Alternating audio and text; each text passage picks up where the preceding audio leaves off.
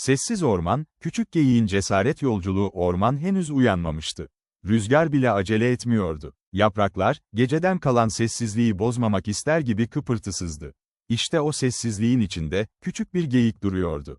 Henüz çok gençti. Bacakları ince, bakışları temkinliydi. Bu sabah onun için farklıydı.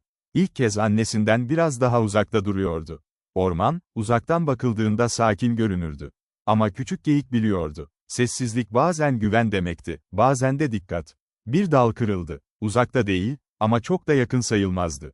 Küçük geyik irkildi. İlk içgüdüsü kaçmaktı. Ama kaçmadı. Annesinin sesini hatırladı. Yüksek sesle değil, aceleyle değil. Önce dinle. Küçük geyik başını kaldırdı. Kulaklarını dikti. Nefesini yavaşlattı. Orman konuşuyordu. Ama bağırarak değil. Hafif bir yaprak hışırtısı, uzaktan gelen bir kuş sesi ve toprağın sabit kokusu. Tehlike yoktu. Sadece ormanın sabah uyanışı vardı. Bir adım attı. Sonra bir adım daha. Her adımda kalbi hala hızlı atıyordu. Ama artık korkudan değil, farkındalıktan. Bir açıklığa çıktı. Güneş, ağaçların arasından yere süzülüyordu.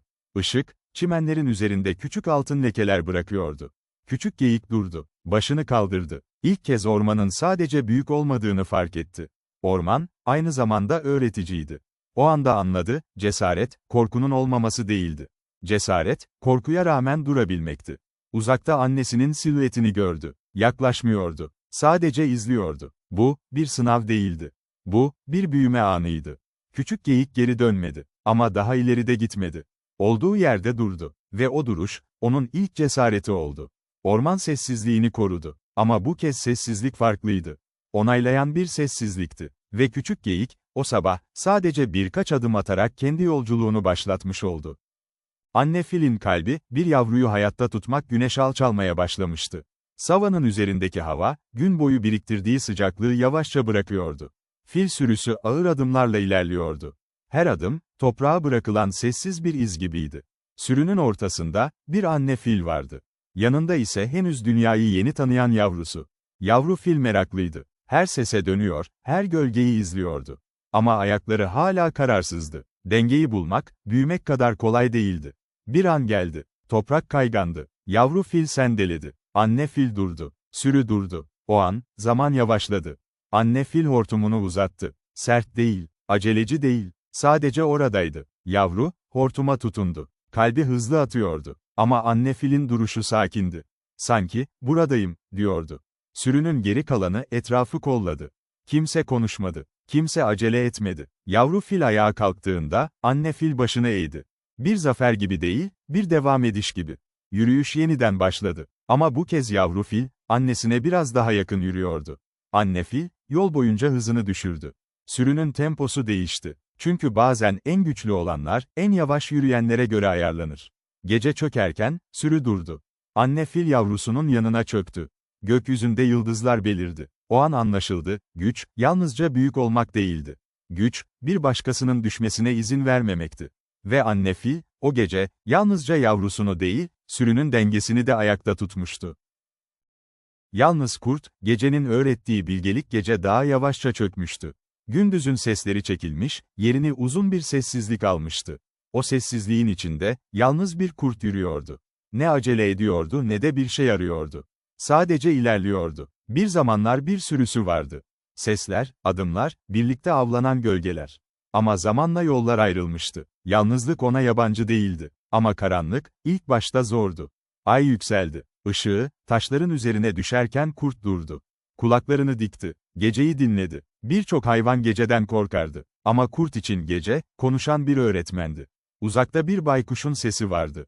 Yakında rüzgarın ağaçlarla fısıltısı. Toprağın derinlerinden gelen neredeyse duyulmayan bir titreşim. Kurt anladı, gece, gizlemezdi. Sadece yavaşlatırdı. Bir an durdu. Geçmişini hatırladı. Hatalarını, acele ettiği yolları, duymadığı uyarıları. Yalnızlık, ona bunları hatırlatmak için gelmişti. Kurt yeniden yürümeye başladı. Bu kez daha yavaş, daha bilinçli. Av peşinde değildi. Zafer peşinde hiç değildi. O gece kurt, kendini dinlemeyi öğrendi. Ve bilgelik, sessizliğin içinden çıktı. Dağlar yerinde duruyordu. Gece ilerliyordu. Ve yalnız kurt, artık yalnız olmadığını biliyordu. Çünkü bazen en derin yolculuk, kendi içinde yapılır. Yavaş ama vazgeçmeyen kaplumbağa gün yeni başlıyordu. Toprak hala gece serinliğini taşıyordu. Patikanın kenarında bir kaplumbağa duruyordu. Etrafında hayat hızla akıyordu. Kuşlar uçuyor, küçük hayvanlar koşuyor, rüzgar bile acele ediyordu. Kaplumbağa ise yavaştı. Hep yavaştı. İlk adımını attığında, kimse fark etmedi. İkinci adımda da öyle. Bazıları onu geçti. Bazıları arkasından baktı. Bazıları hiç dönüp bakmadı bile. Ama kaplumbağa durmadı. Güneş yükseldi. Toprak ısındı. Yol uzundu. Bazen gölgede dinlendi. Bazen yağmur başladı. Bazen yol çamur oldu. Kaplumbağa acele etmedi. Çünkü onun için hız, hiçbir zaman amaç olmamıştı. Bir tepe vardı uzakta. Kaplumbağa onu görüyordu. Yakın değildi. Ama oradaydı. Her adımda, tepe biraz daha belirginleşti. Günler geçti. Mevsim değişti. Yol değişti. Ama kaplumbağa değişmedi. Bir gün, tepenin eteklerine ulaştı. Yorgundu. Ama durmuş değildi. Etraf sessizdi. Kimse alkışlamıyordu. Kimse beklemiyordu. Ama kaplumbağa, oradaydı. O an anlaşıldı, bazıları hızlı gider. Bazıları görünür olur. Ama bazıları, sadece vazgeçmez. Ve kaplumbağa, yavaşlığıyla değil, devam etmesiyle yolunu tamamlamıştı. Sessiz güç, ormanı koruyan ayı orman, ayının varlığına alışkındı. Onu sık sık görmezlerdi. Ama bilirlerdi. Ayı, her zaman aynı patikayı izlemezdi. Bazen günlerce görünmez, bazen bir sabah sessizce ortaya çıkardı. O gün, orman biraz huzursuzdu. Kuşlar erken susmuştu. Rüzgar yön değiştirmişti. Ayı durdu. Toprağa bastı. Kokladı. Bir şeyler yolunda değildi. Ayı bağırmadı. Koşmadı. Sadece yürüdü. Ağaçların arasından ilerlerken, küçük hayvanlar kenara çekildi. Korkudan değil, saygıdan. Ayı, gücünü göstermek zorunda kalmazdı. Çünkü onun gücü, ne zaman duracağını bilmesiydi. Bir açıklığa çıktı. Uzakta, iki genç hayvan telaş içindeydi. Yolu bilmiyorlardı. Sesleri titriyordu. Ayı yaklaştı. Yavaşça, sessizce. Genç hayvanlar dona kaldı. Ama ayı durdu. Geri çekildi. Yol verdi. O an anlaşıldı, koruyuculuk, yaklaşmak değil, gerektiğinde uzak durmaktı. Ayı sırtını döndü. Ağır adımlarla ormana karıştı. Tehlike dağılmıştı. Huzur geri gelmişti. Ayı yine görünmez oldu. Ama orman biliyordu, sessiz güç, her zaman oradaydı. Ve bazen, en güçlü olanlar, en az konuşanlardır. Zekanın yolu, tilkinin hayatta kalma dersleri orman henüz uyanıyordu. Ama tilki uyanıktı. Tilki hiçbir zaman en güçlü olmadı. En hızlı da değildi. Ama her zaman fark eden oldu. O sabah çimenlerin üzerinde yürürken durdu. Ayak izlerini gördü. Yeni değildi, ama eskimemişti. Tilki koşmadı, saklanmadı. Sadece yön değiştirdi. Çünkü o biliyordu, tehlike her zaman saldırarak gelmez. Bazen bekleyerek gelir. Tilki yolunu uzattı. Sessizce, görünmeden, ağaçların arasından dolaştı. Rüzgarı arkasına aldı. Kokusunu gizledi. Bir süre sonra açıklığa çıktı. Orası güvenliydi. Ama sadece şimdilik. Tilki durdu. Etrafa baktı. Ve yine yürüdü. Hayatta kalmak, sürekli kazanmak değildi. Bazen kaybetmemekti. Tilki bunu erken öğrenmişti. Geceler boyunca aç kaldığı olmuştu. Ama acele etmedi. Yanlış bir adım, bir öğünden daha pahalıydı. Gün batarken, tilki sonunda yiyeceğini buldu. Sessizce, kimseye görünmeden. O gün, kimse tilkinin ne yaptığını fark etmedi. Ama tilki hayattaydı. Ve ormanda bir kural vardı. En güçlü değil, en dikkatli olan yaşardı. Gökyüzü henüz tam aydınlanmamıştı. Ufukta ince bir ışık çizgisi vardı. Rüzgar hafifti. Ama yönü belliydi. Bir kuş tek başına havalandı. Kanatları güçlüydü. Yolu biliyordu. Ama kısa süre sonra yavaşladı. Ardından bir kuş daha yükseldi. Sonra bir diğeri. Ve sonra onlarcası, sürü, gökyüzünde şekil almaya başladı. Düzensiz değil, rastgele hiç değil. Her kuş, önündekinin arkasına geçti. Kanat çırpışları uyumlandı. Rüzgar artık düşman değildi. Taşıyıcıydı. Tek başına uçan kuş, bir süre sonra yorulur. Ama birlikte uçanlar, yükü paylaşır. Öndeki kuş en çok rüzgarı alır. Ama uzun süre önde kalmaz. Zamanı gelince geri çekilir. Bir başkası öne geçer. Bu, bir yarış değildi. Bir liderlik kavgası hiç değildi. Bu, sırayla güçlü olmaktı. Gökyüzünden bakıldığında, sürü tek bir beden gibiydi. Ama her kuş, kendi kanadını çırpıyordu. Biri düştüğünde, iki kuş aşağı iner. Beklerler. Yeniden kalkana kadar. Çünkü sürü, bir kuş eksik uçmazdı. Gün ilerledi. Mesafe uzundu. Ama sürü ilerlemeye devam etti. Rüzgar sertleştiğinde, kanatlar daha yakınlaştı. Sessizce. Kimse bağırmadı. Kimse yön sormadı. Çünkü herkes, aynı yöne bakıyordu. Akşam olduğunda, sürü bir gölün kenarına indi.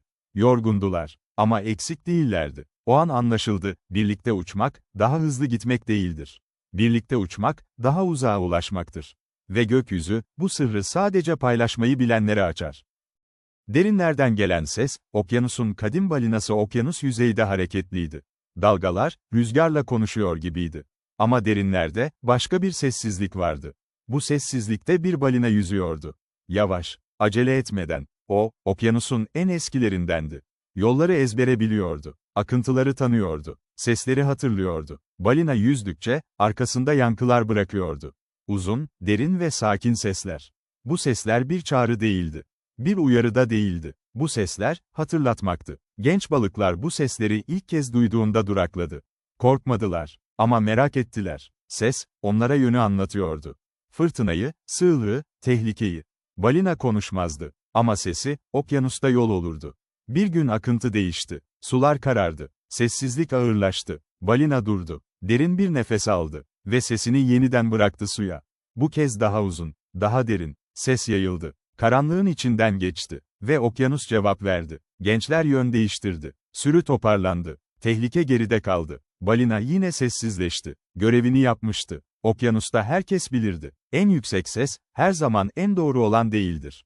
Bazen yol gösteren, en derinden gelen sestir. Ve balina, o sesi taşımaya devam etti. Gecenin bilgeliği, baykuşun gördükleri gece indiğinde, orman değişirdi. Gündüzün aceleciliği çekilir, yerini dikkatli bir sessizlik alırdı. Bu sessizlikte bir baykuş uyanırdı. Baykuş, gündüz konuşmazdı. Gecenin onu dinlemesini beklerdi. Bir dalın üzerinde durur, kanatlarını kıpırdatmadan, gözlerini kapatmadan izlerdi. Çoğu hayvan geceyi karanlık sanırdı. Ama baykuş için gece en aydınlık zamandı. Toprağın titreşimini hissederdi. Yaprağın düşüşünü görürdü. Sessiz bir adımın niyetini bile anlardı. O gece, orman huzursuzdu. Küçük bir hayvan yolunu kaybetmişti. Sesini çıkarmıyordu. Ama kalbi hızlı atıyordu. Baykuş başını çevirdi. Bakmadı, gördü. Kanatlarını açtı. Sessizce süzüldü. Gölgeler arasında, kimseyi korkutmadan. Küçük hayvan, baykuşu fark ettiğinde dona kaldı. Ama baykuş yaklaşmadı. Sadece kondu. Ve bekledi. O bekleyiş, bir işaretti. Bir yön duygusuydu. Küçük hayvan, adımlarını düzenledi. Nefesini yavaşlattı. Ve doğru yöne yürüdü. Baykuş izledi. Müdahale etmedi. Çünkü bilgelik, her zaman dokunmak değildir. Bazen sadece, görünür olmaktır. Gece ilerledi. Sorun çözüldü. Orman yeniden dengelendi. Baykuş dalına geri döndü. Gözlerini kapattı. Ve gece, bildiği bir sırrı daha sakladı. Gerçek rehberler, en az konuşanlardır. Zor şartlarda yaşamak, doğanın dayanıklı canları doğa her zaman yumuşak değildir. Bazen rüzgar sert eser. Bazen soğuk, kemiğe kadar işler. Bazen su, günlerce görünmez. Ama yaşam, tam da bu anlarda kendini gösterir. Dağın yamacında bir keçi duruyordu. Ayaklarının altındaki zemin kaygandı. Ama dengesi yerindeydi. Çünkü bu dağ, onun öğretmeniydi. Bir adım geri atmadı. Bir adım acele de etmedi.